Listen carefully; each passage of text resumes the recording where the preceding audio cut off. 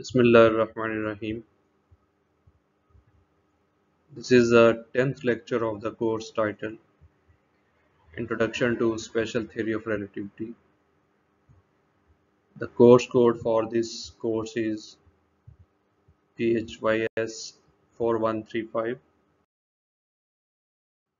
In this lecture, we want to express Laurent transformation in terms of a parameter phi, which basically represents hyperbolic angle of rotation. So the Laurent transformation can be seen as a hyperbolic rotation of coordinates in Minkowski space where the parameter phi represents hyperbolic angle of rotation, which is often referred to as rapidity. Rapidity क्या है? Rapidity in relativity is commonly used to measure for relativistic velocity,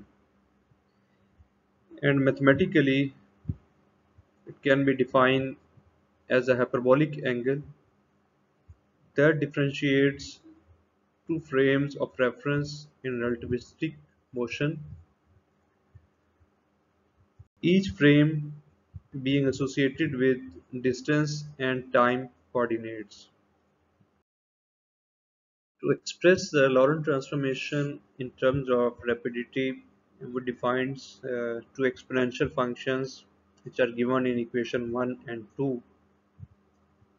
That is, e phi is equal to beta into 1 plus eta, and e raised power minus phi is equal to beta into 1 minus eta, where beta is 1 over 1 minus v square over c square root, and eta is v over c.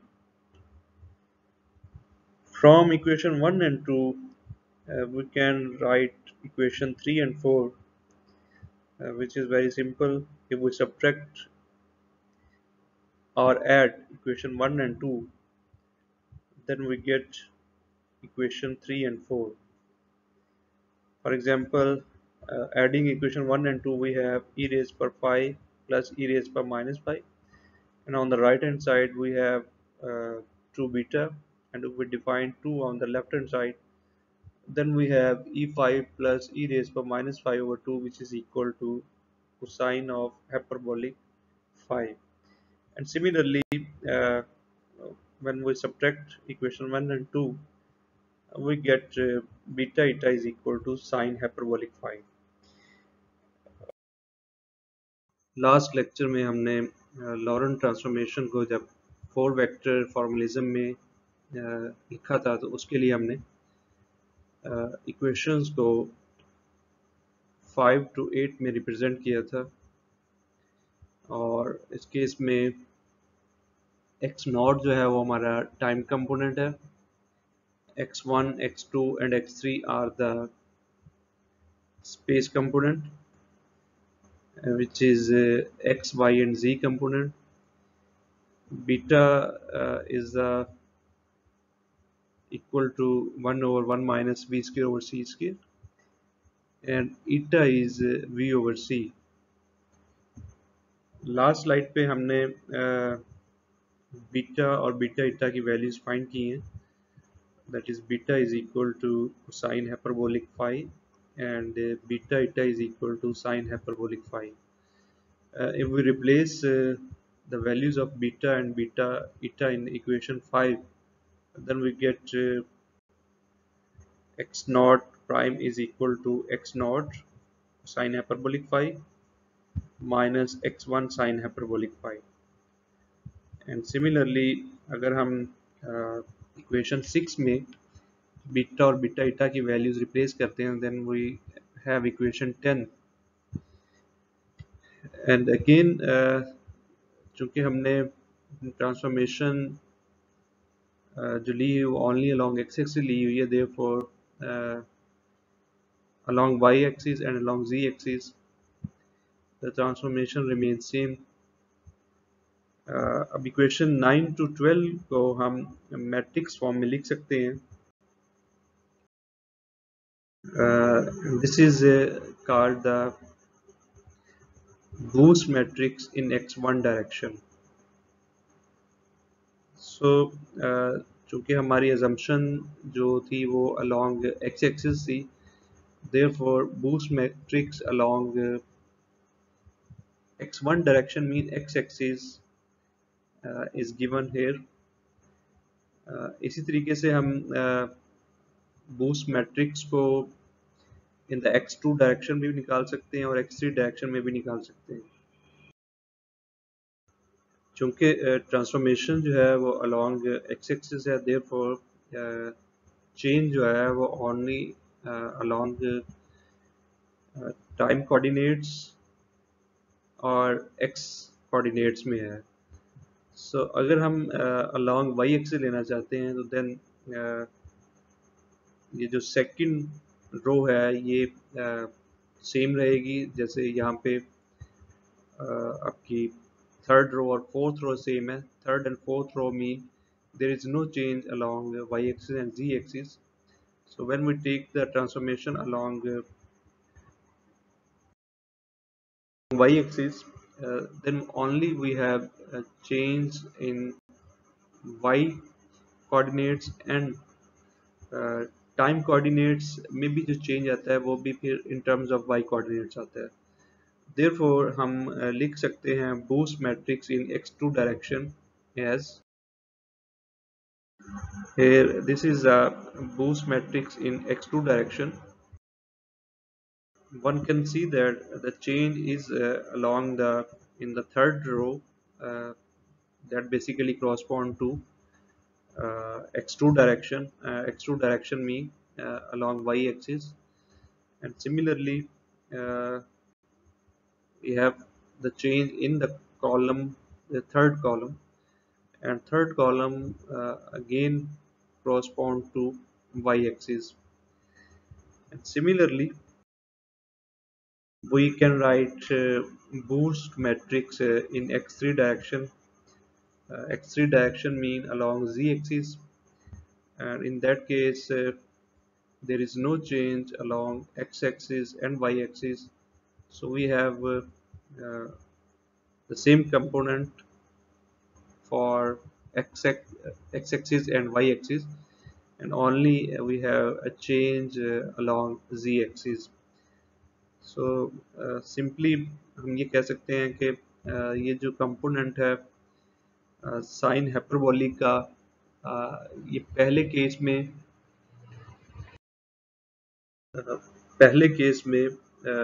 ये component minus sine hyperbolic five का first row के second column में था, और second case में along Y axis में ये shift हो गया फर्स्ट रो के थर्ड प्लेस पे, और in the third case when along z axis ये शिफ्ट हो गया फर्स्ट रो के फोर्थ कॉलम पे. एंड सिमिलरली चूंकि along x एक्सिस के along x कंपोनेंट में चेंज आ रहा था तो सेकंड रो में चेंज था, along y एक्सिस में सेकंड रो में चेंज था, और along z एक्सिस है तो ये थर्ड रो में इनफैक्ट चेंज हुआ है, बिकॉज फर्स्ट जो रो है वो फॉर टाइम कोऑर्डिनेट्स है, and second row for x-axis, third row for y-axis, and fourth row for z-axis. Here we have a problem. Uh, a sphere at rest has radius a. It is now set into motion with the velocity kc, where k is constant and c is the velocity of light. What is the volume of the object as observed by an observer at rest? हमें एक sphere जो है वो दिया गया जो कि rest पे है और ए उसका रेडियस है. अगर वो मूव करना शुरू करता है वो स्फीयर विद द वेलोसिटी के सी, जबकि के जो है वो कांस्टेंट है और सी उसकी वेलोसिटी ऑफ लाइट है, हमें ये चेक करना है कि मूविंग स्फीयर का जो वॉल्यूम है उसमें कितना चेंज आया है फॉर रेस्ट ऑब्जर्वर के लिए। सो अगेन हमें इस केस में लॉरेंट ट्रांसफॉर्मेशन को यूज़ करते हुए ये शो करना है कि how is the change in the volume for rest observer as for a moving observer. In general, volume of a sphere is equal to 4 by 3 pi r cube, where r is the radius of the sphere. So यहाँ पे भी हमें जो given information है इस question में वो radius दिया हुआ है और मूव कर रहा है वो स्फीयर विद वेलोसिटी के सी। तो हमने ये देखना है कि उसके रेडियस में कितना चेंज आया। सो हम उसका डायमीटर कंसीडर करते हैं। हम ये कहते हैं कि लेट 2a जो है वो उसका डायमीटर ऑफ द स्फीयर है at the rest. Change in diameter find करने के लिए हम वेल नोन जो फिनोमेना है लेंथ कॉन्ट्रैक्शन का उसको यूज़ करते हैं, because diameter itself is measured in length meters. So therefore हम लेंथ कॉन्ट्रैक्शन को अगर यूज़ करें फिनोमेना का तो हमारे पास डायमीटर जो ऑब्जर्व हो रहा है इन रेस्ट फ्रेम और इन ए मूविंग फ्रेम उसको हम रिलेट कर सकते हैं through a beta factor. So we can say 2a prime is equal to 2a into square root of 1 minus v square over c square। और v हमारे पास वो velocity होती है जिससे फ्रेम एस डैश जो है वो मूव कर रहा होता है। यहाँ पे sphere itself behave like a frame S dash. तो इसकी वेलोसिटी यहाँ पे हमें गिवन है। ये मूव कर रहा है विद वेलोसिटी के सी के साथ, जबकि के जो है वो कांस्टेंट है और सी जो है वो वेलोसिटी ऑफ लाइट है। सो ये जो k c velocity of the frame S dash है वो अगर हम यहाँ इंसर्ट करें यहाँ बी की जगह तो we have k square c square and c square will be cancel out. So we have a prime is equal to a into one minus k square. So ये एक डिफरेंस आएगा diameter में for two observers, for moving observer, for rest observer. और a को चूंकि हम radius कह चुके हैं और अभी हमने ये कहा था कि वॉल्यूम ऑफ सफ़ियर जो होता है 4/3 पाई आर क्यूब होता है। सो हम इसकी वैल्यू को यूज़ करते हैं a prime is equal to a into square root of 1 minus k square. यहाँ पर चूंकि स्फीयर जो है वो मूव कर रहा है only in one direction, therefore it has the same values in other two directions. So we can say A is unchanged for other two directions। और वॉल्यूम चूंकि हमने डिफाइन किया है V prime is equal to 4/3 pi r cube. तो यहाँ पे basically हमारे पास A prime cube होगा। सो लास्ट स्लाइड पे जो हमने वैल्यूज निकाली है A prime is equal to A into square root of 1 minus k square. So उसकी वैल्यू अगर हम इंसर्ट करें तो we have 4 pi/3 a cube into 1 minus k square 3/2। सो ये वो वॉल्यूम है जो रेस्ट ऑब्जर्वर के लिए उसको फील होगा, जो वो मेजर करेगा। और ये ऑब्वियसली चेंज होगा as compare to for the rest observer. Rest observer mean itself जो मूविंग फ्रेम है उसके अकॉर्डिंग तो इसका वॉल्यूम जो है वो 4 pi/3 ए क्यूब ही होगा, लेकिन चूंकि ये वेलोसिटी के सी के साथ मूव कर रहा है तो रेस्ट ऑब्जर्वर के लिए इसके वॉल्यूम की वैल्यू जो है वो uh, 4 pi by 3 a cube into 1 minus k square raise power 3 by 2, जो चेंज है ओरिजिनल उसके रेस्ट के अकॉर्डिंग। और अगेन अगर हम यहाँ पे के को यहाँ पे ज़ीरो कर दें, वेलोसिटी ज़ीरो से मूव कर रहा है, तो अगेन इसकी वैल्यू जो है वो रेस्ट ऑब्जर्वर के लिए और मूविंग ऑब्जर्वर के लिए ये सेम हो जाएगी। ज़ीरो मीन आप इसको निग्लिजिबल कर सकते हैं कि वो वेरी वेरी स्मॉल वेलोसिटी के साथ अगर मूव कर रहा है, तो इस केस में ये निग्लिजिबल होगा। और again you have the result for Newtonian mechanics. Here is an assignment which is related to the previous question. इस केस में हमारे पास एक सॉलिड क्यूब है, each sides is a in the rest frame, और ये move करता है with solid cube with velocity kc along the direction of the base diagonal, and we have to find the volume of the object as observed by the rest observer.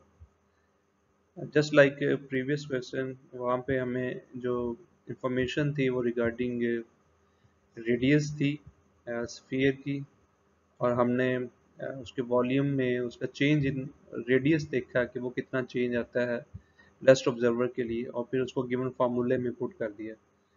Similarly यहाँ पे भी आपने change in देखना है उसके side के कितना change आता है, क्योंकि उसकी डायरेक्शन मोशन जो है वो डायरेक्शन बेस डायगोनल की अलोंग है। सो इसको भी सिमिलर वे में प्रूव करेंगे जैसे हमने प्रीवियस क्वेश्चन किया है, how the volume of the object can be change for rest observers.